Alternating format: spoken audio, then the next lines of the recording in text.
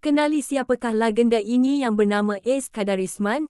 Nama sebenarnya Syadat Kadarisman bin Raden Desweren Ambia, lahir pada 12 Mei 1922. Dia merupakan seorang pelakon lelaki Singapura yang berasal daripada keluarga yang berbakat besar dalam bidang seni. Huruf S di pangkal nama Kadarisman membawa maksud syadat iaitu keturunan nenek moyang beliau. S. Kadarisman dilahirkan di Singapura dalam keluarga wayang bangsawan. Datuk beliau, Hussein Golpan merupakan pengasas bangsawan, ibu beliau pula merupakan seorang primadona bangsawan. Beliau berkahwin dengan Siti Fatimah dan dikurniakan 10 orang anak. Beliau mendapat pendidikan awal di Sekolah Melayu Kampung Gleam dan Rangoon English School, Victoria School sebelum memasuki sekolah aliran agama. Di Sekolah Arab Al-Sagof di Singapura, beliau merupakan salah seorang anggota dalam Majlis Penapis Cerita, serba boleh di dalam apa jua peranan. Cerita-ceritanya telah diterima oleh pengarah terkenal P. Ramlee untuk diarahkan, di antaranya filem Labu Labi dan Madu 3. Beliau telah meninggal dunia pada 17 Februari 1989, berusia 66 tahun akibat penyakit kencing manis dan jantung. Jenazahnya dikebumikan di Pusara Aman, Singapura.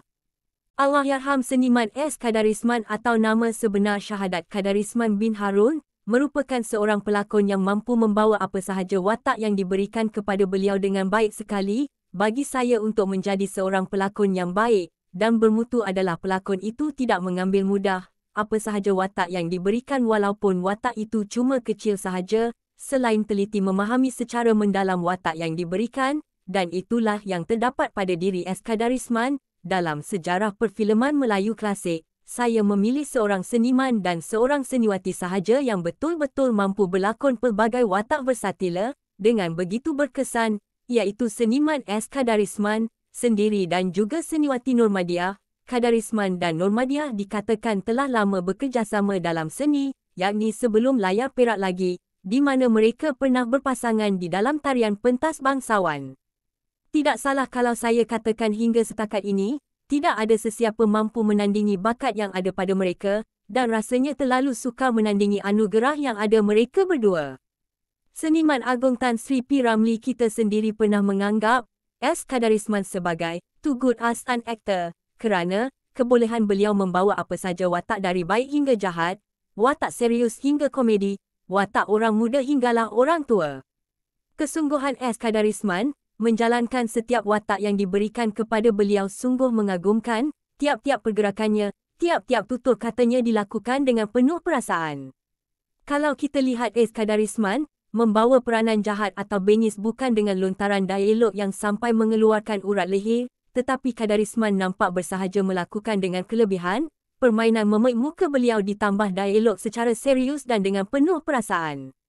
Satu hal yang agak payah ditandingi oleh pelakon lain adalah boleh membuatkan penonton benci kepada beliau dengan karakter manusia jahat yang dibawa seperti dalam filem Keadilan Ilahi, Antara Dua Darjat, Megat Terawis, Pertarungan, Batu Durhaka, dan sebagainya. Sementara itu penonton boleh pula bertukar kepada perasaan sedih, sampai menitiskan air mata melihatkan karakter Kadarisman dengan sifat penyabar dan baik hati yang pernah dibawa Kadarisman. Kita ambil satu contoh filem S. Kadarisman membawa watak baik, iaitu filem Doktor, yakni sebuah filem yang jarang orang perkatakan. Menerusi filem Doktor, seniman S. Kadarisman telah memegang peranan tukang kayu yang berhati mulia yang terpaksa bekerja keras untuk memberikan pelajaran yang cukup kepada anaknya. Dengan kesanggupan beliau bekerja keras ditambah dengan usaha kuat dari anaknya sendiri, maka anak itu lulus dalam ilmu kedoktoran. Satu hal yang sungguh menarik hati ialah Kadarisman melakukan watak tukang kayu itu dengan cara yang sempurna.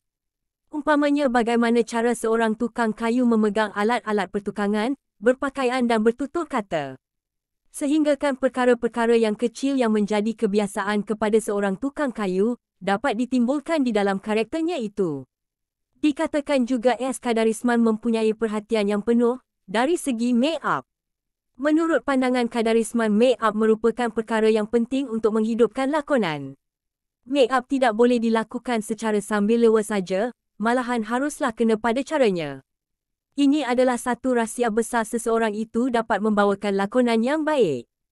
Sudah 28 tahun seniman S. Kadarisman telah pergi meninggalkan kita semua. Sama-sama kita sedekahkan Al-Fatihah. Semoga rohnya dicucuri rahmat, insya-Allah. Pendapat saya secara peribadi, dua watak antagonisnya yang paling saya gemar ialah Megat Alang di Laut, Raja Laksamana Bintan 1959 dan Tengku Mukri, antara 2 darjat 1960. Saya tidak gemar peranan jahat beliau sebagai Perkasa dalam Batu Durhaka 1962 dan Tengku Bendahara dalam Megat Terawis 1960. Watak jahat komedi Abdul Wahid dalam Tiga Abdul juga sangat berkesan. Lakonan watak baik yang saya minat antaranya dalam Panggilan Pulau 1954, Anak Buluh Betong 1966, Sri Andalas 1966, Tunggal 1969, Isi Neraka 1960, Dupa Endana 1964 dan Perentah Seri Paduka 1970. Kadang-kadang ramai penonton mengungkapkan membaca sambil terbayang setiap lakonan beliau melalui filem yang disebut. Sukar dicari ganti, bengis dan marah tanpa timbul urat leher.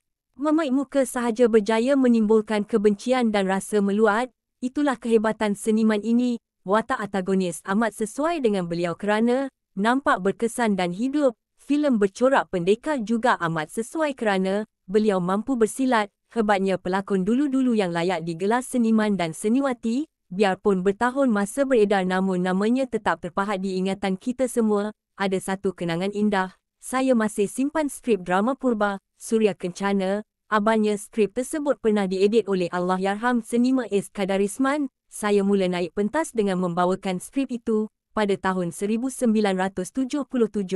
Hingga kini saya masih naik turun pentas, meski usia 64 tahun. Kata seorang peminatnya, antara filemnya yang terkenal, Seniati, Saudagar Minyak Urat, Dr. Lubalang Daik, Raja Laksamana Bentan, Panji Semerang, antara filem yang mempertemukan S. Kadarisman dan pelakon Normadiah sebagai pasangan dalam filem. Mereka sama-sama berpindah dari Nusantara Filem Studio ke Studio Jalan Ampas pada 1953 dan filem Sengsara menjadi filem pertama mereka di studio itu, di mana Normadiah menjadi heroin di sisi Yusuf Latif, sementara S. Kadarisman menjadi watak jahat. Di samping siput Sarawak, keduanya memperlihatkan lakonan yang memukau dan terus menjadi aset berharga bagi studio legenda itu. Normadiah mampu menguasai hampir semua cabang seni dengan baik, kecuali mengarah, sementara S. Kadarisman menguasai hampir semua cabang seni, kecuali menari dan menyanyi.